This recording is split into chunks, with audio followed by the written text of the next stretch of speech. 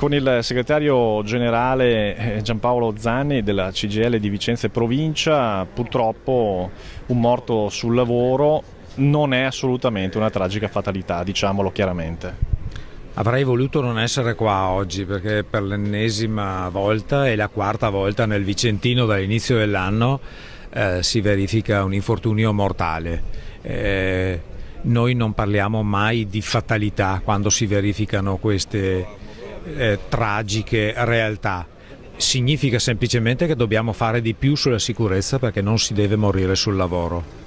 Che cosa significa fare di più dal punto di vista sindacale e poi delle aziende?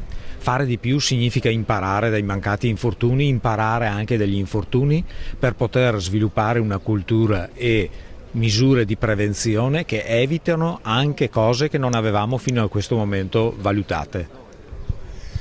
Purtroppo bisogna fare in modo che, anzi sicuramente bisogna fare in modo che un lavoratore che la mattina va al lavoro, alla sera possa tornare a casa dalla sua famiglia. Questo lavoratore deceduto lascia una famiglia con 3 figli che manteneva.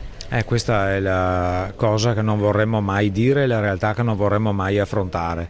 Per evitare che questo accada, ed è un problema per tutta la società e per le famiglie che sono coinvolte, dobbiamo appunto fare di più da un punto di vista della prevenzione e della cultura.